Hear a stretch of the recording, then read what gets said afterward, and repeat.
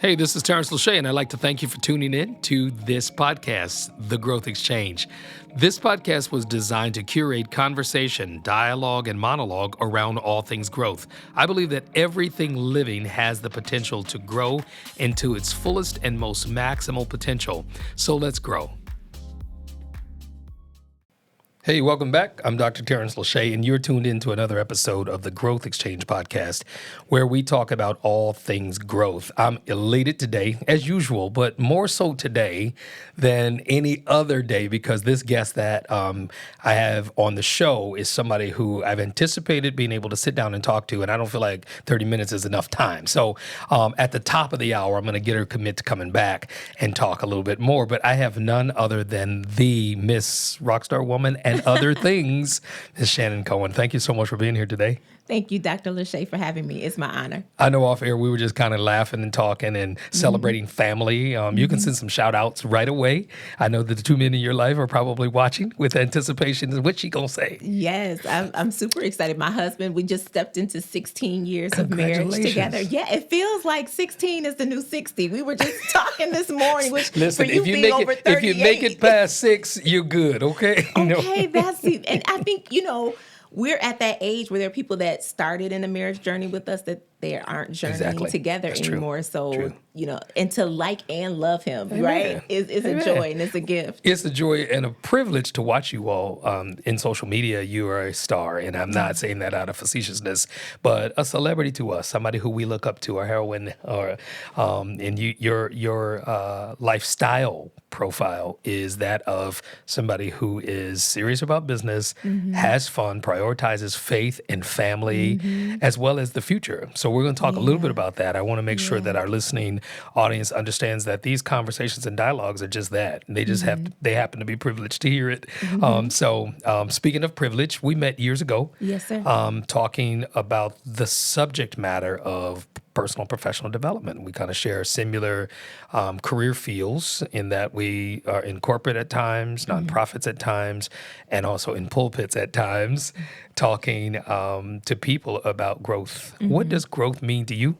Let's just start right there. Oh, such a good question. Yeah. I truly believe that all of us navigate in different seasons of our lives. We all have leadership lids. We all hit a ceiling of what we know. And then we have knowledge gaps. There's this gap between what we need to know and what we currently know. And then we have growth edges, right? Spaces that we're trying to work out some rough areas. Yeah. And so for me, growth is about acknowledging, being self-aware of my own leadership lids, my own knowledge gaps, and my own growth edges, and doing the work to not just name those spaces, but to invest in my becoming. I love to say Lady Michelle Obama may have wrote the book Becoming, but we are all in a process, if we will yield to it, of continuous daily becoming. I agree. My interpretation of that is being and becoming. We talked a little bit about that with some other podcasts, but I said we're humans being, not humans done. Humans doing. Yes. We're being and we're becoming, as you would say.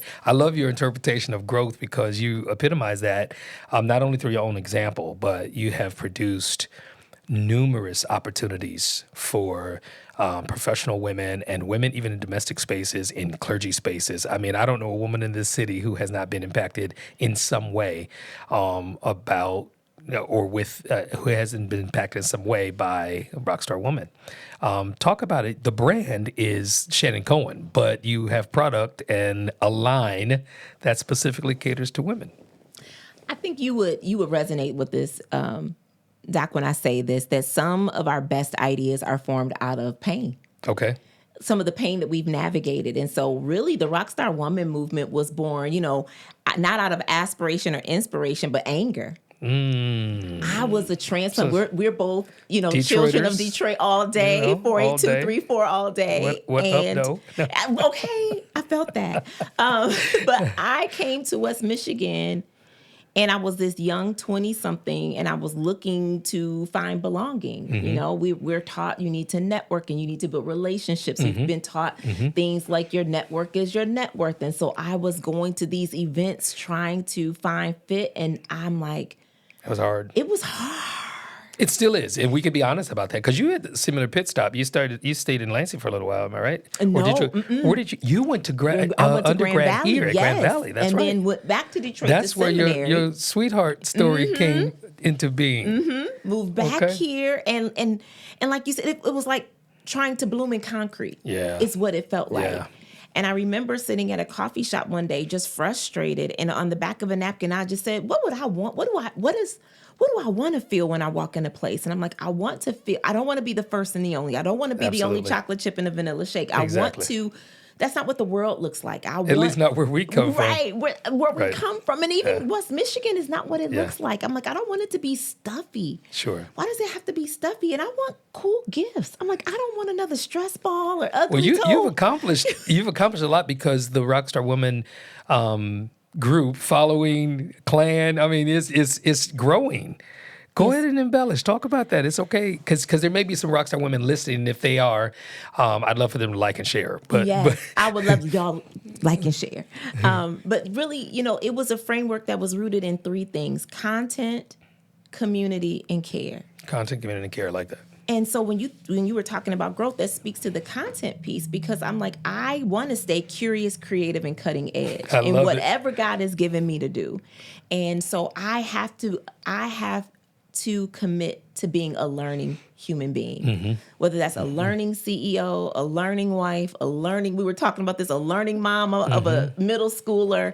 I am in this path of continuous improvement and evolution, and it means I need to be continuously learning.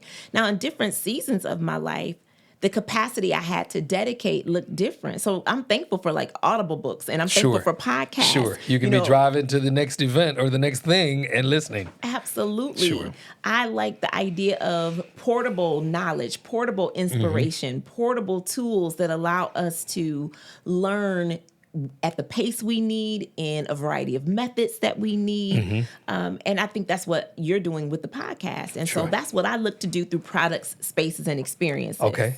I like that as well. You ask off the air, why the podcast and that it's a great fit, because I believe that it's part of the destiny that God has for me through bringing out the gifts, talents, resources. I believe in time, tactics, treasures, and talents. I believe in all those things being brought to the table and us maximizing those things. You do a great job of helping individuals, and I don't want to just limit it to women because we also shared this. You're not only being a blessing to hundreds, if not up to the thousands of women with Rockstar, but those women who are married, those women who are mothers, those women who have other people in their lives are blessed by what you're offering. And it's not limited to Rockstar. Tell us a little more about Shannon and what the big vision is. I know Rockstar is one of many things that you do. If we zoom out and we look at Shannon Cohen Inc., much of our work is actually in the corporate space. A lot of people think it is women, but it's in the corporate space. And my heart beats for investing in difference makers and their emotional well-being. That's a term, emotional well-being. Yes, they're emotional. How are people doing? Because I serve people that know how to slay even when they're not okay. Okay. Whether that's in a boardroom, whether that's another marketing. Yes, that's another marketing slogan. Slay when you're not okay, right? And I think you can connect with that. I think even whether that's clergy, whether those are CEOs, whether that's a board, we live in a world where as long as you are, you appear to be winning, people don't ask about the weight. Yeah. How are you? Yeah. And we know that every time you see someone winning, whether that is an elevation, a promotion, an award, you have a baby, you start a business, you pioneer an idea, you just entered a new weight class. And so a lot of the conversation around imposter syndrome really just isn't that. It's really somebody entered a new weight class and they're shaky because they have to get acclimated to soaring with the new level of weight that they're carrying. So really you specialize in helping people navigate that space. I encountered the imposter syndrome while in the doctoral program, and we even watched a video about it, how there are very many people who find themselves in spaces that they don't feel they belong. They're intimidated by the largeness of that space, not realizing that you were called to that space to fill that space. That's right. To outgrow that space, to change that space, and then to open the door so somebody else can get in that space. Let's talk about how you do that. You do those things when it comes to those spaces. Absolutely. I think one of the things that I think about in so many ways is creating space for people who are often the first call for help.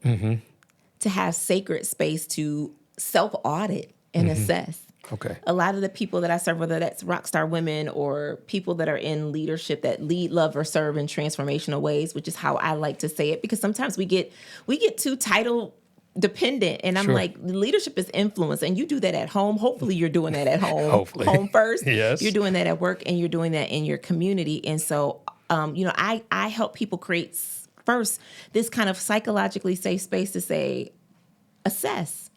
We do this with our devices all the time. We keep chargers on our person, in our vehicles. Just in case we run out of juice. Absolutely. We understand that for things to operate optimally, they have to stay charged. Wow. Or be recharged. Yeah. And so whether it's our laptops, it's our devices, we're constantly assessing where that battery level is. And then we make choices on how to optimize based on where we are. We do that better with inanimate objects than we do with the humans who own them. Right. I was going to say our own selves, the well-being. During COVID, of course, was probably a boom for our industry. Yes. And when I say a boom, we were called upon oftentimes online to deliver resiliency training, cultural competency training, generational gap training. I mean, the list goes on. Disc training, strengths training. You mentioned something that I think is worth talking about, and that's the emotional intelligence piece. I personally believe that you are an ambassador of that field of study. Yes. Tell us a little bit about that passion behind it, because you light up when we start talking about emotional intelligence, and this is for every level of human interaction, whether it's corporate or otherwise. Tell me what's the drive behind this emotional intelligence piece? I've seen and I know what it's like to be walking wounded. Okay. I've seen it, and some of I think about when I won 40 under 40, and that night. Congratulations again. Thank you. It was a long time ago, Doctor. I know, but hey, I might need to. An Oscar is an Oscar, right? A Grammy is a Grammy. Yes, a Stellar is right. a Stellar. That's a 40 under 40 is a 40 under 40. So I appreciated the award, but at the time, I remember the night. I remember being at the theater with all of these other difference makers on the stage. I don't remember much of what was said. I just remember thinking, I am so tired. Yeah, it took a lot to get there. I am so tired. I was in a space of being a workaholic. I was high functioning, but I wasn't okay in my soul. I was just out of alignment, out of balance. And so I think a lot of people live their lives, their whole lives that way, especially people that are high performers, high achievers. And I believe there's a better way. I believe that we can lead well and be well. Should. And I believe that we have to prioritize both. Yeah. I don't want to just look well. I don't want to just externally lead well. I want to be well from the inside out. And I think that that's been a progressive journey. There are 7 stages of wellness. We talk about financial, intellectual, spiritual, emotional, physical. And so when we say, how am I doing? And we assess, we have to really do that in each one of those areas. Absolutely. Because they're not the same. I call it the wellness wheel, Yes. And you're saying 7. I thought there were 5. We didn't talk about this. Yes. We can share we can do a little spa in here on the air. We're going to take a quick break because halfway through, I always like to stop and pause for sponsorship ads or information that helps us to get some business out there. Absolutely. All right. So we'll be right back. I'm talking to Shannon Cohen, and we're going to continue where we left off in just a few moments. If you're a business or a nonprofit looking to tell your story through powerful video, you've got to check out 630 Visions. They specialize in creating high-quality cinematic content that not only looks amazing, but actually helps you grow your brand and connect with your audience. I've seen their work. It's purposeful, professional, and built around your vision. Visit 630visions.com, that's 630visions.com, to learn more and to see how they can help bring your story to life. Welcome back in a deep conversation with Ms. Shannon Cohen, and privileged to be able to talk about something that her and I land on, and that is, of course, the wellness of individuals, mentally, emotionally, spiritually, financially, and socially. But you got 2 more to add. Yeah, I'm like, intellectually. There you go.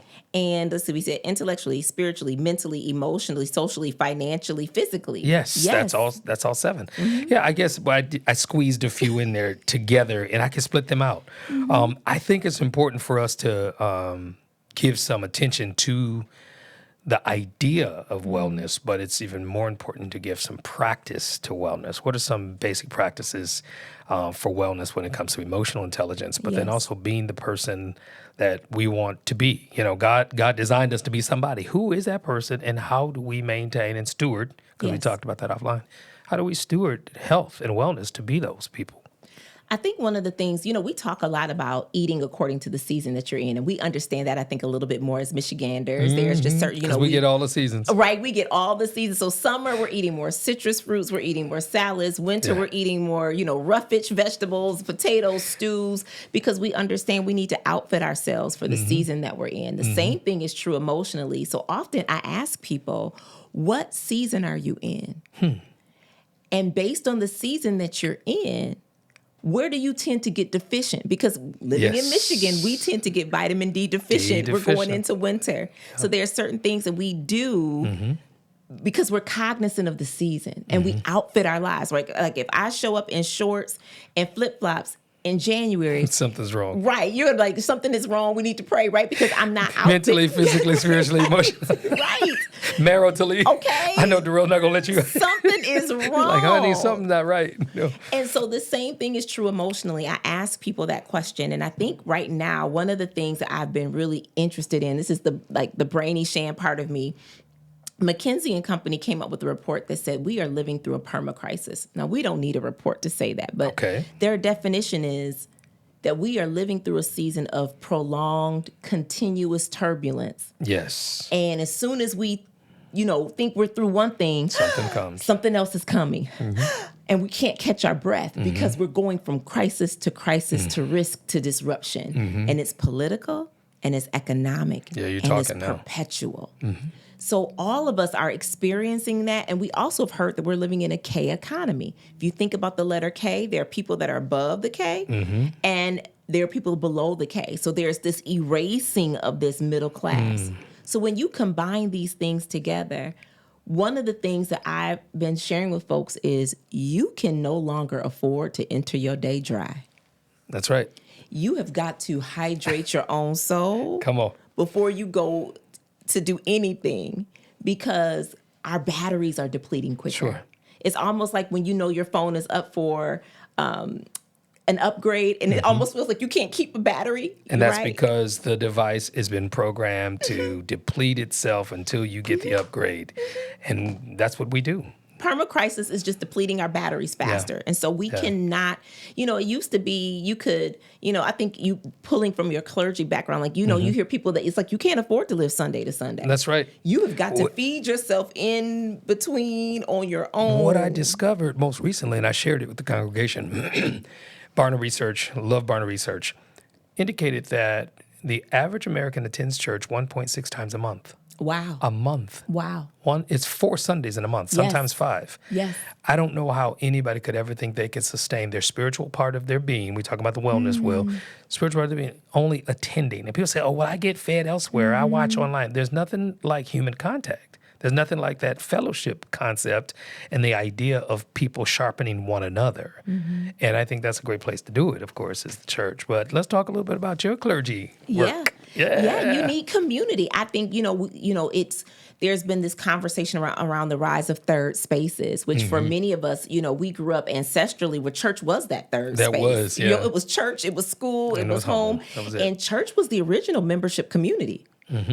And so now you have third. Even those fraternal and sorority organizations started from the church community. Absolutely. Yeah. So when I think about what I'm doing with Rockstar Woman, it's a third space. Yes. It's a healing space. I understand what I do with product. I understand that there are people that will never walk into a faith community, but they're going to go buy Lysol, Listerine, and lipstick from Meijer. So as someone that sees my assignment is doing ministry in the marketplace, I can put words of hope in those spaces, and inspiration and strategy in the marketplace. I love it. In Meijer, in Target stores, in online, so that people can access our signature brand of inspiration and strategy, which is just Jesus on things. Hello. It's Hello. just Jesus. So in other words, you're trying to tell me that there's a message behind all of this marketing that you're doing. And I think it's biblical, and I honestly see the fruit thereof. I think what you're doing with the choices that you've made to brand your businesses and your entities around meeting a person's need is absolutely ministry, but then also shining as brilliantly as you do as an individual, as a model, is discipleship examples. I mean, there's so many parallelisms to what you do in ministering, Yes. with or without the title of being called a minister. Yeah. Yeah. Even though I think a lot of people don't know, I did go to seminary and I got ordained at 21. But I think that Reverend Shannon Cohen. It's for me, Doc. Honestly, I believe the good news of the gospel can be palatable to meet people where they are. I think that's who Jesus was. I think that's what made him such an innovative leader, is he knew how to serve the gospel in a way that connected to whatever environment you put him in. You put him with, Sadducees, you put him with Pharisees, you put him with zealots, you put it from the homegirl from the block by the well. And it's like, I can be palatable and relatable to anybody. And I think that that's part of our charge as folks that do ministry in the marketplaces, modern day believers. That's respectable. I tease often about this book I got years ago. It was in the 1990s. Wow, the 1900s, right? By a man by the name of John T. Jackson, called Pastorpreneur. I found that book most recently. We built a library at home, and I was unpacking books that we had stuffed in different places, and I found it. And I'm going back through the book, and this is in the 1900s. This is the 1990s. He talks about the fact that ministry and marketplace meet when we've made the decision to become what God called us to be and still carry the gospel. Yes. Ministry and marketplace meet. And so there's no shame in it. And I think when people try to modify it to the point of just what's most comfortable for them, or they leave something out of the equation, then it gets perverted. You haven't left anything out of the equation as it relates to ministering to the needs of people, but then also making a mark in the marketplace. I want to play a quick game. I'm going to throw a word, these word games, right? One word phrases, and we can go back and forth. I want to do the back and forth as opposed to me just drilling you. I'm going to throw you a word and you tell me what that means. And then, in light of what we do in the way of training, development, motivation, inspiration, and just life-changing, help life-changing people. So I'll start. I'm going to throw a word at you, and you tell me what that word looks like. And then you throw a word at me. So the word that I'd like to put out there is maximizing. First word that came to me was optimizing. Okay, this is my word for you. Vision. Fulfillment. A word for you would be change. Growth. I was going to say growth. Yeah, that's okay. That was going to be my next word, was growth. But yeah. My word, vulnerability. Transparency. My word, resilience. Tough. My word would be new. Discovery. Last one. Yes. Passion. People.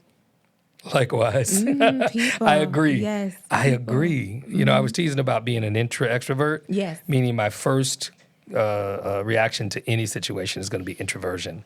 And then I'll muster the energy and the strength to go and attack it or go after it. And my wife's the opposite. We were talking about our similarities, but we're different. She's going to attack and then go and revert. And we're opposites in that we complement one another. But when it comes to the passion around people and helping to meet needs, I just come alive. Yeah. I mean, this exchange alone is inspiring. I would love to do some work with you in the future and then have you to come. You were cutting edge years ago. We did a conference.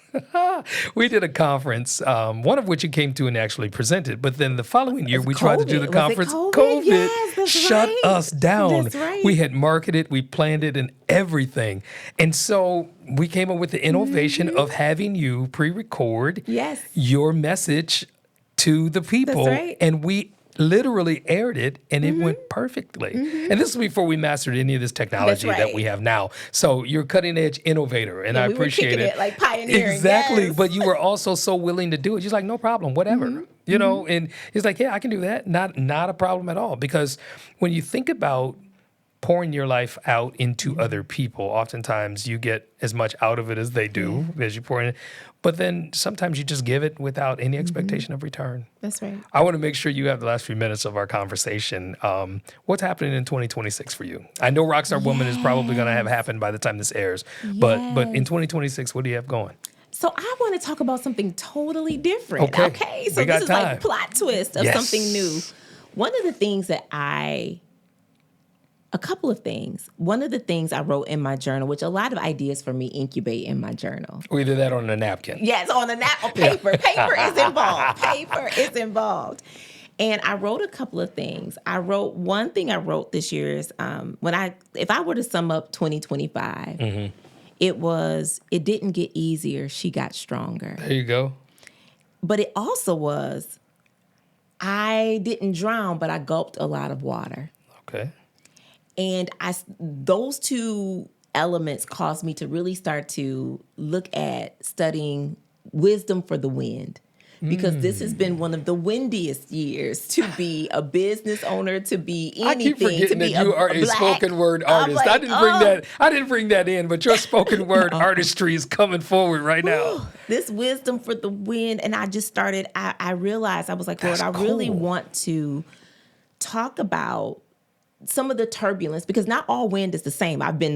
I probably will sound like a meteorologist. I'm like, there's prevailing winds. There are winds we need. There are winds that push us to greatness. Like you talked about being a push partner in the lives of people.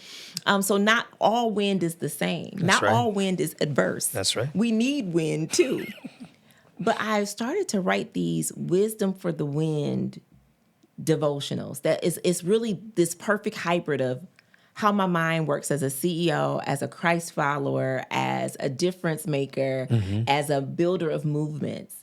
And I'm taking all of these things that I'm learning and dissecting them and then ending it with a prayer or journal prompts. That's awesome. And so I'm really hopeful that by the time this airs, I'm in the place of kind of being prayerful around the distribution channel, which is what we were just talking about. Like, Substack is really popular right now. I noticed that, yeah. I've been thinking about, should it be a digital devotional? I've thought about, we live in this space of audible devotions. You think about the Glorify app or other things where people want to hear a voice. I don't think I have a nice radio voice, but people say I have a soothing voice. I listen to your podcast. You have a radio voice. So people are like, you have a soothing voice. So I think that's what I'm like, Lord, I have about 100 of these wisdom for the wind devotionals. And I'm praying through, Lord, show me how to get that out. Yeah. And not to be paralyzed in the thinking, because, I've experienced, we had a licensing agreement with American Greetings, and I've navigated spaces where you cannot be as explicit in your faith. You can be faith-friendly. Or ambiguous. Yes, but you cannot be so direct. And I really want to be able to be this direct hybrid. This is this kind of interplay. I think there's an audience and a market for people that want spaces where their faith meets their industry thinking. Believe it or not, there are people who unapologetically do that. It's only here that we are always running around apologizing not to offend anyone, whereas we face offenses every single day. And I don't think there's anything wrong with your drive and your desire to get product into the hands of people who will identify with their faith and be able to say, this works for me. This works for me. Back a long time ago, there was these slogans, and we grew up around them. I'm a lot older, but we grew up with "Have a nice day." People don't know that was a slogan with a smiley face, the big yellow smiley face. That's and it was controversial a little bit. Big time. But that was somebody using their creativity to express what they wanted to express. There's other things, like the peace symbol, which can be misinterpreted. Then there is the peace sign with the fingers. And you think about all of those things, hang 10 and all those things. All of those were expressions that got ate up. They just absorbed it. I think that your message is positive. I think what you're giving is going to bring life to somebody. It's not going to, in turn, be detrimental to anybody. If anything, it's just for their good. You're a hope dealer, as they would say, right? That's exactly, my whole body came alive when you said that. And I think right now I'm just thinking about packaging. Yep. You know, How what do is you the package right that? packaging? Yes. Is it a text message every day? Like I know that I am gifted to do portable inspiration. Like food is portable. Yes. Medicine is now portable. Even your medical appointment is portable. So I think about people that are on the go, that don't have a lot of time, that maybe aren't pausing like they should to have a truly meaningful time of reflection or meditation and journaling, that I can meet them in the point of them being on the go with a message. There I'm you like, have it. yeah, if you can carry out a McGriddle, then you can carry I was out. going to say, there you have it. If people can have a coffee in this hand, they Okay, can carry yes. whatever you have to offer in different ways. I admire your appreciation for the art of presentation, the art of presentation. I was in Marketplace downtown, Grand Rapids, and some of your product is there. Meijer, your product is there, both in Detroit and in Grand Rapids. There's some other places that your product is. Tell people where they can pick up some product or how they can get a hold of you for some consultation. Yes, I think all roads started like ShannonCohen.com, just my name, and then flow from there. So we have our online shop that's there so that people can, buy product or just see books. I think we make things that are digestible and meet you right where you are. Rockstar Woman, you can get there from that site. So yeah, that's like the hub, and it'll take you where you need to go. Awesome. Yeah. That is, it's really impressive to see somebody years ago start out with your vision, your dream, pursue education and ministry and business and corporate spaces, and now things are coming full circle to all you have to do is think of it, and eventually God's bring it to pass. Oh, that's my prayer. I'm going to say that over myself. Yes, yes. I love your humility as well, and I appreciate you being on the show today. I would love for you to come back. I'm actually lining up guests to trade off opportunities so that you could be the host of the show at one point, and then we get some other guests just to mix it up a little bit. We can share platforms. So thank you for being here. I don't know if you got anything else you'd like to say to our listening audience. No, I'm just grateful. I always appreciate that you. I feel like you are sharing and coaching even as you're hosting, and I'm here for this. That's the goal, where we can sharpen one another. All right. Yes, I'm here for this. Thank you for being here. You've been tuned into another edition of the Growth Exchange Podcast with Dr. Tarence Lauchié. Ms. Shannon Cohen has been my guest, and I am just elated. Go and check out her information, ShannonCohen.com. Am I right? ShannonCohen.com. And until next time, we're going to continue to grow. Thanks for tuning in. This episode is sponsored by Speak Media Services, where we believe everyone deserves the opportunity to capture and preserve their unique stories. You're not just another number in the crowd. Your individuality matters. Our intimate photography and videography services are tailored to your vision and budget, ensuring your essence shines through. Allow us to help preserve the moments that mean the most. With our support, you'll create cherished keepsakes to treasure for years to come. Speak Media Services, your story, your way. Thank you for tuning in to this episode of The Growth Exchange. I'm Dr. Tarence Lauchié. It's been a pleasure to have these conversations and dialogues with our guests. If you notice, one thing we all share in common, and that is the ability, the desire, and the potential to grow and maximize our fullest potential. So keep tuning in. Share this with somebody, like it, maybe even invite somebody. And if you'd like to be a guest, contact us with the information that's here and available for you. Let's grow.